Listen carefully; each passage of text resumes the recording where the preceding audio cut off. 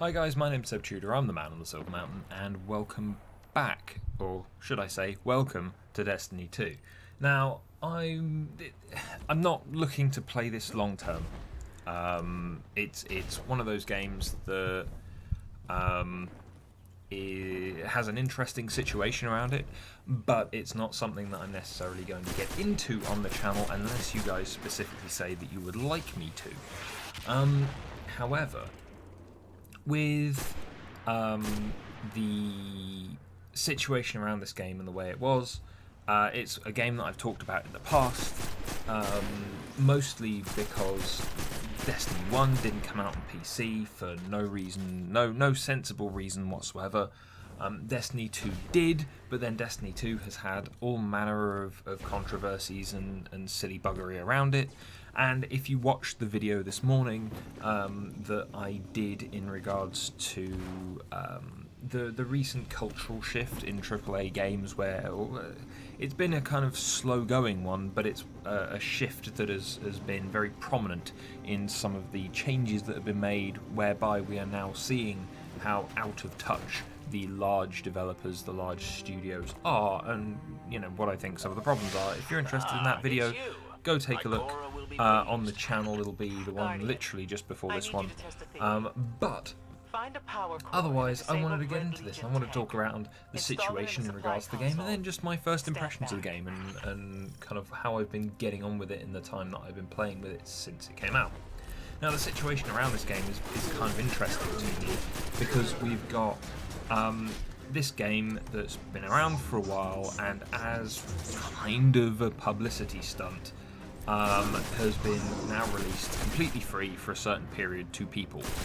Now, obviously, this is available to people through Battle.net, through Activision-Blizzard's proprietary store and software, and so as a result, it's another way to kind of hook you into using it. But one of the interesting things to my mind is that I've seen a lot of people going, oh well, this is a bit of a gamble for them, oh well, imagine all the money they're losing on this. They're not losing any money. And that's one of the things that I want to highlight very, very plainly, because we've already seen how, along with studios like EA and Ubisoft and some of the other big ones, Activision-Blizzard has been very focused on just making as much money as possible. They're not going to randomly start losing money or missing out on money for the sake of it. And think about it this way: if you bought a product, a digital product, a PDF book or something like that, what does it cost you to create copies of it? Nothing. Right, so now that they've got the finished game, in this particular instance, how much does it cost for them to allow people to download it? Not very much. Does it cost them really all that much to add that number of additional players to their server infrastructure and all that kind of thing? No, because that server infrastructure is already set up, it's already been developed, it's already been tested, it's already been worked on. You know, little bits of maintenance here and there, sure, but also Destiny 2 probably has a substantial capacity in terms of server space and so on and so forth that probably isn't being taken advantage of at the moment, considering the game's population. In which case, you know, they've already made back their money through the initial purchases of the game, through purchases of the various DLCs and things that have been bumping out every now and again, and also through things like general microtransactions for various other bits and pieces that they've released. In which case, it's one of those things where they've already made back the money that they spent on the game, and so now them releasing it to other people is a marketing ploy. It's a way to make sure that people stick with it or get involved in it if they hadn't already, and all that kind of thing, especially considering that the DLC that is out there now, that has more recently been released, the Forsaken DLC, is very prominently placed within all areas of the game, and is the price of a full-price AAA title, £35 in the UK. And so, as a result, it's a case of going, yeah, they're not losing money, they're only ever looking to gain more. They are throwing out this thing that costs them ultimately nothing to distribute to anyone that wants it, to engage with it in a way that hopefully gets them hooked. And, you know, I'm sat there looking at this game as I'm playing through, and it's like, right, well, you go into the catalogue of weapons, a lot of them that are just standard weapons of various sorts, grayed out, they're hidden from you. But the ones that are, I believe, epic quality, in particular, that come from the Forsaken DLC, there you can examine them, you can take a look at the stats on them and see what they're called and things like that, and it very prominently says that you can't access them unless you have the DLC. Now that's, again, kind of hanging something in front of a cat and hoping that it'll chase it. You know, it's very much a way of insidiously advertising that people should spend more money. And we're kind of used to this by now, but there are still an awful lot of people that will go for that, which is maybe not troubling if they actually enjoy the game and so on and so forth, but is troubling especially when we've seen patents from Activision-Blizzard anyway in regards to some of the psychological tools that they can use in matchmaking to try and encourage further microtransaction sales and all of that kind of stuff. You know, it's not always the most positive, and then it tends to be kind of shady behind the scenes as well. You know, I could understand if a company went, we're patenting this, we're getting the patent, so that then once we have done it, we can keep it to ourselves and no one will ever abuse this kind of tech ever, and we are doing it very publicly to gain positive reinforcement from our community. I could understand that, but Activision-Blizzard did it very much behind the scenes, and it took people trawling through various kind of patent applications and things like that to actually see what was going on. So it's a little shady, it's a little unfortunate. And one of the things that stands out to me, especially considering we're seeing some rumours of Destiny 3 possibly being the next step, or the next in and amongst the next set of steps that Activision are going to take in regards to Destiny, it seems like whenever they bump into something that maybe they didn't like so much, or maybe they've had backlash on and all the rest of it, they abandon a previous title that has had a lot of people gain interest or gain investment in, at which point then they go, yeah, well, now we expect you to buy an entirely new game. Whilst then you look at other games that have been compared to Destiny and the Destiny franchise quite significantly, Warframe, which you guys know I play and I'm very into, even though it's kind of got away from me recently on time and all the rest of it. It's a case of going, yeah, well, they've had the same game going for all this time, and they've made those changes, they've made those developments, they've made those improvements, and they've always had the community's best interest to one degree or another at the heart of most of their decisions. Not all, but most. And so it's looking at it now and going, right, so Destiny 2 is very, or at least the way that it's been opened up to me now, very much a marketing ploy and a strategy to try and earn more money, rather than just opening up a product that really and truly could very well have benefited from being more available, from being more open, and from being more user-friendly from the get-go. But what do I actually think about the game? That's enough of me talking about the situation and the politics and the potential corporate corruption behind it all. What do I actually think of the game? The one thing that stood out to me when I first started playing, because I'm one of these people that makes all of the characters I can possibly make early on, especially if I know that I'm going to be playing them with different people and things like that. It was a case of me finding that, especially towards the beginning of the game and through most general gameplay, class didn't really matter. There are a couple of things here and there, like the Titan after I had unlocked it, the Titan being able to recharge its shields as a result of punching things, and stuff like that, or the dodge abilities and things from the Hunter being kind of useful at times. But again, general play, just shooteriness. It was fun. It was good. In fact, it ran very smoothly. It was very well done. Had a few connection issues, but I'm guessing that was probably because there were lots of people downloading and then getting into the game at the same time that I was doing it. But again, for the most part, it was it's been fun. It's been good, just from the moment to moment running around shooting things. But one of the other things that stands out to me is that one of the ways that they hook you on stuff is with the loot system, and obviously it's a looter shooter, so you're going to be grinding for loot, looking to hit that next cap in terms of power and all of that kind of stuff. But when it came to actually looking at what I wanted to do, what I wanted to build, the light level is a really weird way of kind of displaying that to people.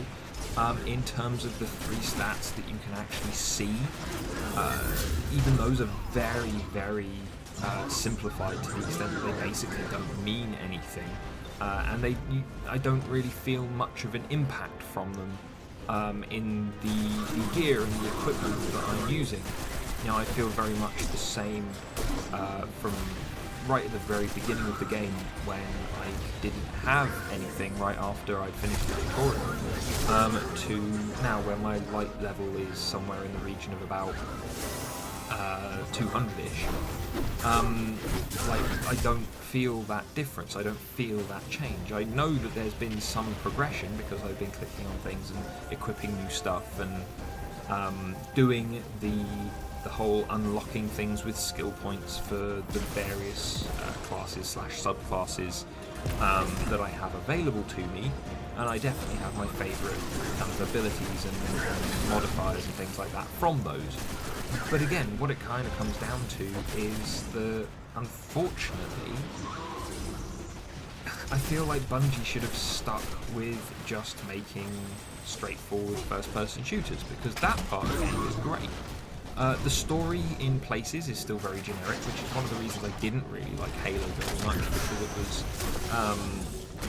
quite a simple setup. It wasn't anything new, it wasn't anything particularly nuanced, it was kind of dull. And you see some of that in regards to the Cabal, the main the biggest bad guys among the various factions in this game. But there are other parts of it that I quite like. Some of the things around the Vex, some of the things around the Fallen, they're interesting. Some of the stuff around the Taken is interesting, and as much as the game looks beautiful and tries to tell stories, it kind of suffers from still the same kind of problem that the first one did, where people would complain that there wasn't enough of the actual story in the game, because most of the story, most of the world was through grimoire cards, most of the backstory and things. And that's a bit of an issue, in my opinion, and it's one of the problems that we keep seeing in various games from studios that just decide not to pay attention anymore, not to be consistent, not to work in the best interest of either creating a great game or otherwise, where there is a hidden, more money-making focused agenda behind the creation of the game. This is something that we're now seeing with Anthem as well, rather unsurprisingly, another looter shooter with a very action-focused, very cooperative focus. Even though it comes from a studio best known for great storytelling, it's something that seems to be falling short from what we are seeing, from what is being shown to us. And so as a result, this is what I'm finding with Destiny. And what's worse is that a lot of the context, a lot of the information to kind of help us immerse ourselves in the game as players, in the world as players, where they want us to spend hundreds and hundreds of hours, is missing, because a lot of the stuff is just kind of like, oh, here's a one-sentence description from your ghost of the bad guys that you are now fighting, because you played Destiny 1, right? Well, no, I didn't, because I'm playing on PC and you didn't let me play Destiny 1 when I was actually more enthusiastic for Destiny 1.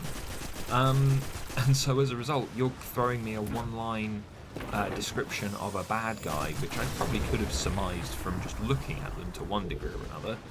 And yet then it's like, oh yeah, there's this backstory behind them. I mean, do I get any of it? Am I going to get told any of it, really? You know, in terms of actually stuff that I'm living through, considering that you don't know if I play Destiny 1, to gain context, if that context was even in that game and not just on a grimoire card on a website away from the game. Oh no, I'm not going to get any of that, really. This is very much a game that shouldn't have been a game, in my opinion, because it is written like an expansion pack. And this is the problem that I foresee with a potential Destiny 3 if the rumours prove true. And that is that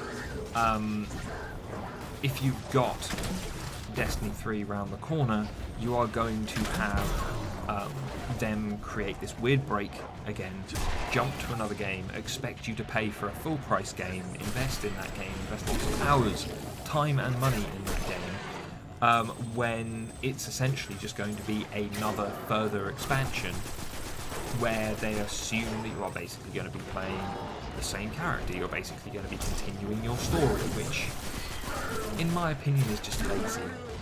You know, we've got other games that are able to provide great continuity, amazing upgrades, continued development. You could even argue that World of Warcraft has managed this by not rebooting itself, not moving to a World of Warcraft 2 or anything like that, but just by continuing to improve their own systems and try to improve their own game. And yet, the purely Activision side of Activision-Blizzard seems to be having a problem with this, with one of its largest kind of and most continuous titles at the moment. And so, you know, my overall thoughts are it's fun to play through as just a shooter. Like, I've been actually feeling like I want a new first-person shooter to get into recently. You know, I've been playing various RPGs, I've been getting back into certain games that I've not played for a while, but there was a time when I used to play a lot of first-person shooters, and I just don't really have many of those around at the moment in terms of what I would like to be playing. You know, they're not just your normal run-gun variety of weapons kind of shooters for the most part. You know, a lot more of them are like Desolate, where they have that survival element to them, which kind of takes precedent over, oh, I'm going to find all these guns and blast everybody away. So, you know, getting hold of Destiny 2, and I would say that the if I was going to compare it to something, it would probably be Borderlands, as it was compared to for a lot of the time. And I would say that elements of the gunplay definitely feel smoother. They feel much nicer, and there's this nicer variance between certain weapons and how they feel to use. Whilst in Borderlands it feels a lot more scrappy, which definitely goes along with the aesthetic, with the way the game is, but it sometimes goes a little too far in that regard. But then here you've got this very, very polished experience in terms of just the moment-to-moment pull trigger shoot gun gameplay, but unfortunately, unlike Borderlands, the world that you are passing through, the people that you are meeting, the stuff that you are doing, is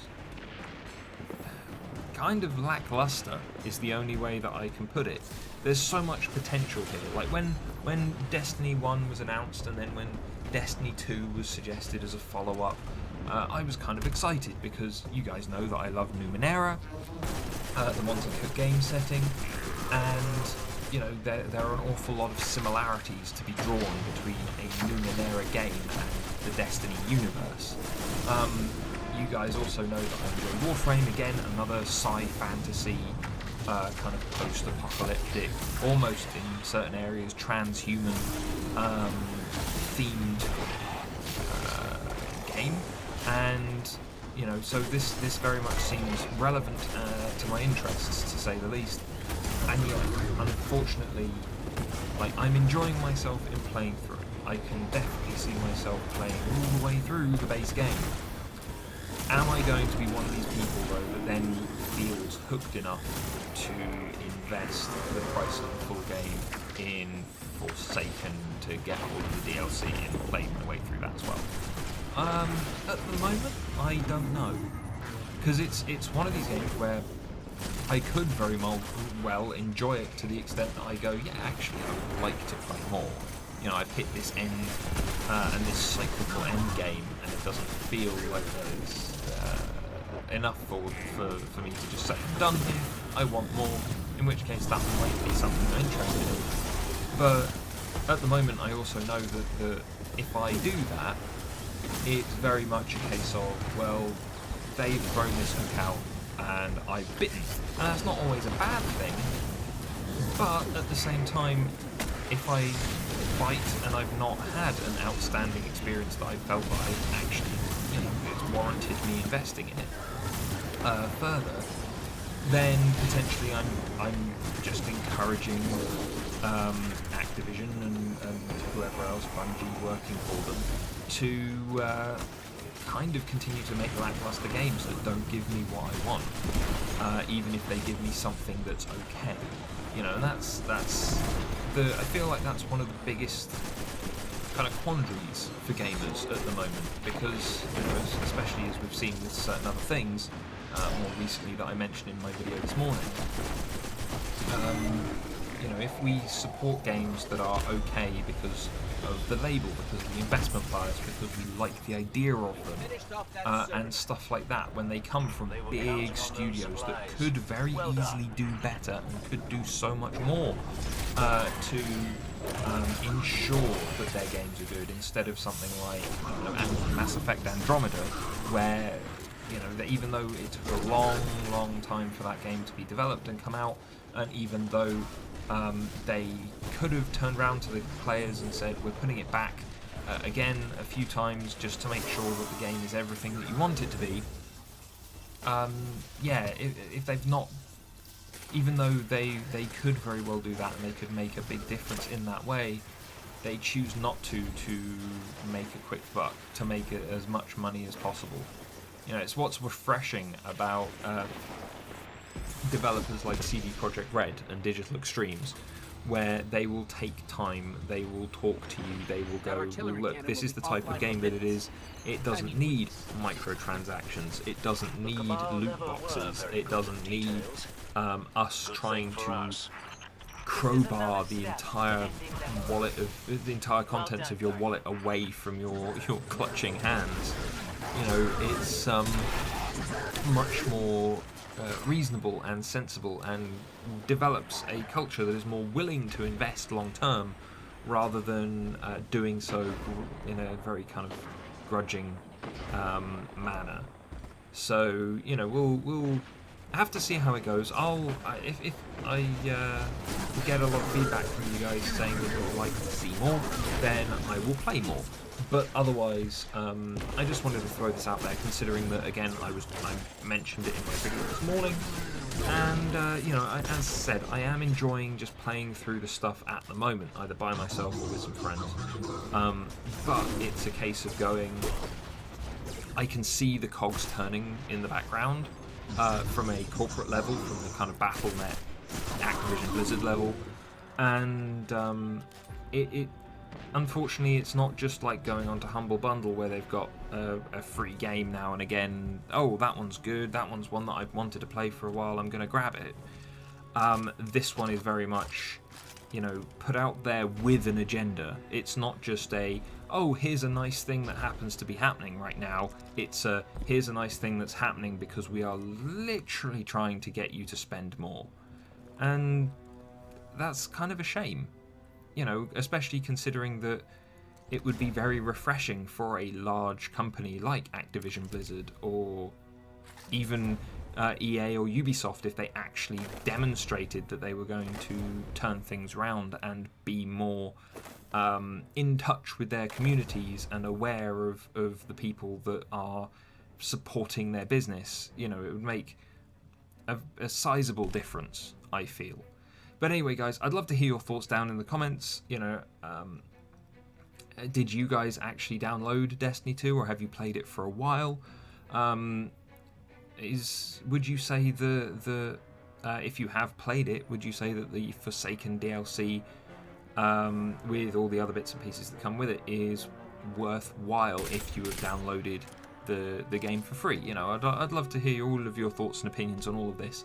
But otherwise, guys, thank you very much for watching, and I will see you in the video tomorrow. Take care.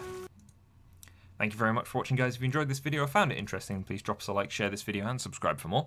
And I'll see you in the video tomorrow. Take care.